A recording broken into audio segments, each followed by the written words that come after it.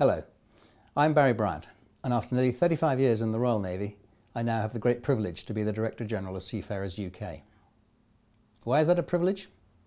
Because I had many exciting and challenging years at sea, but on the way I saw too many colleagues and their families who were not so lucky.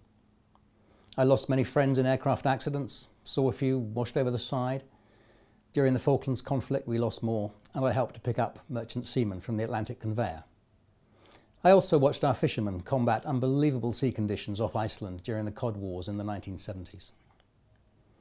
I've also seen at first hand the effect of the seafaring life on wives, partners and children when the luck runs out.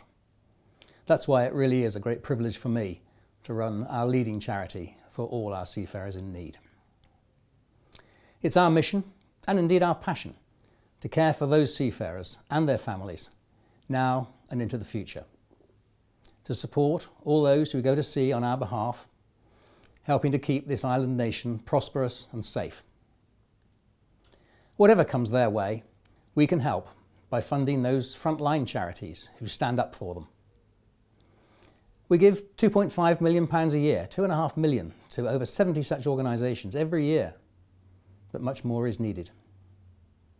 This film will tell you the stories of just a few of the seafarers and their families who receive that support, and how funding from Seafarers UK has really made a difference to their lives.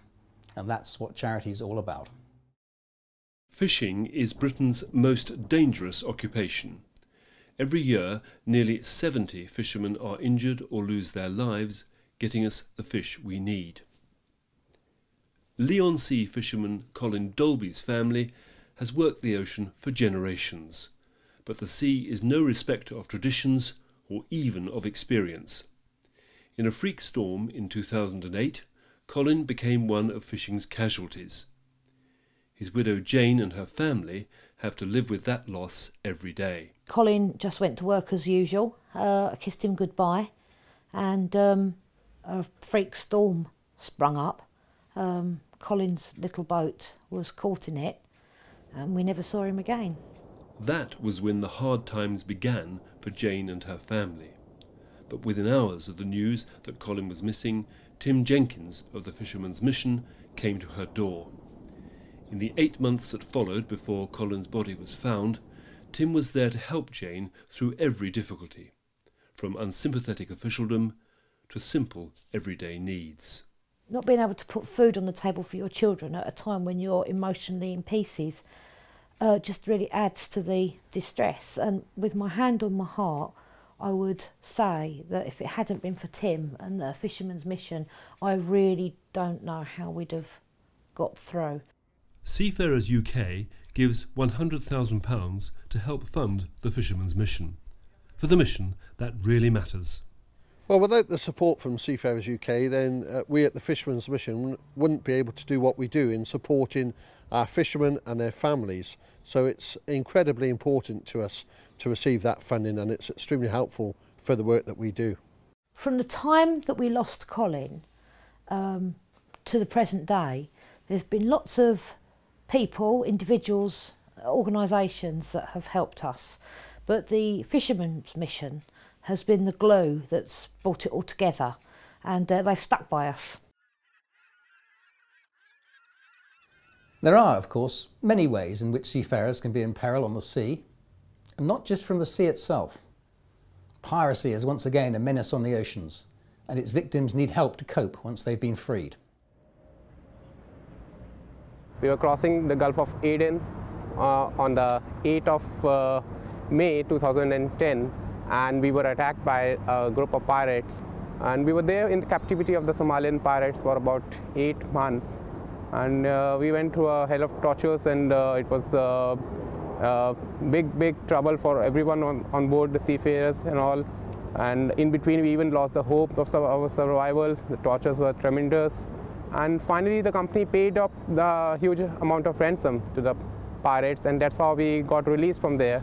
Seafarers UK helps piracy victims by providing funds that are used to support survivors after they've been freed, adding to the help that was available to Chirag through the ITF, the International Transport Workers Federation.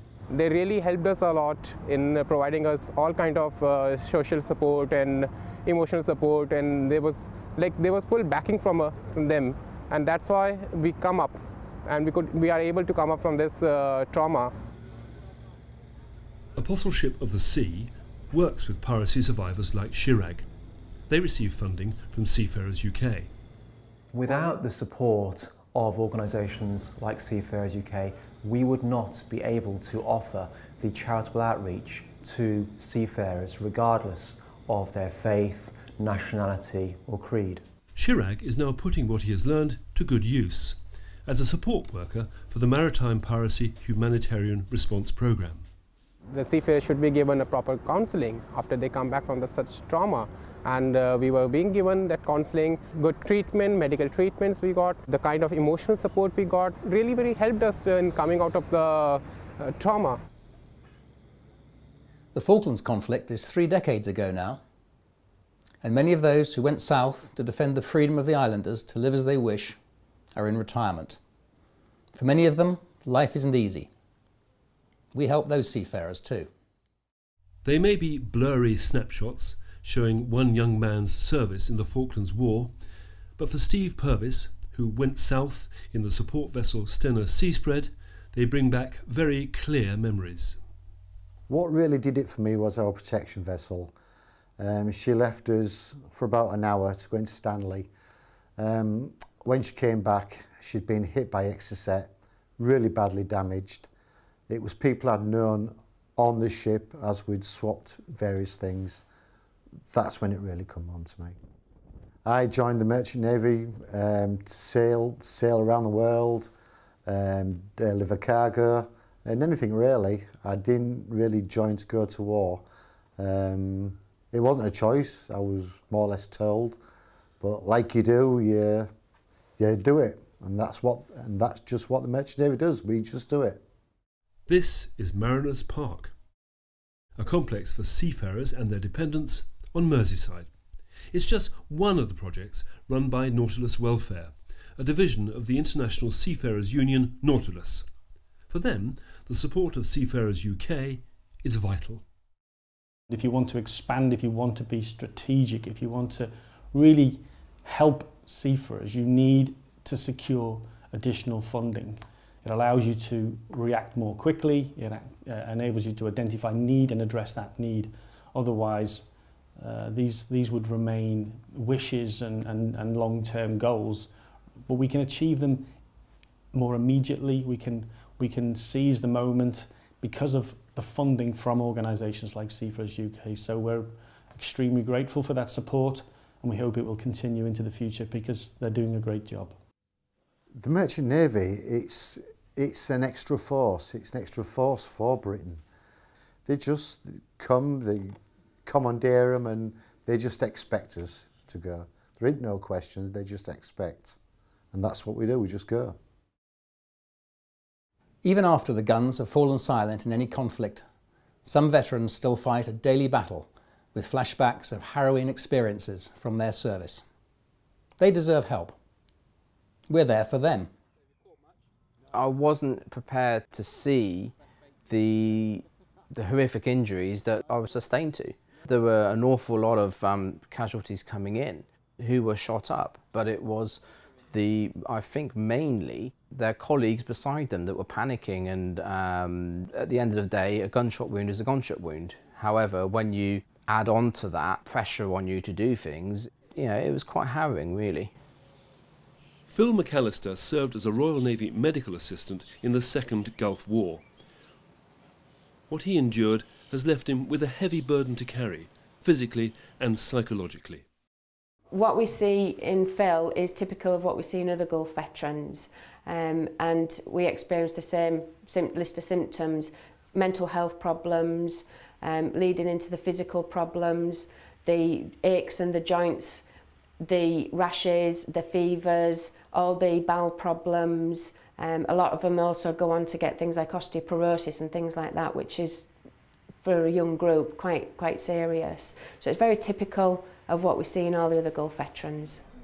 Now, Phil isn't just receiving help from the National Gulf Veterans and Families Association, he's helping them in return. not least with those all-important collection boxes. But the association knows how important their Seafarers UK funding is to them too.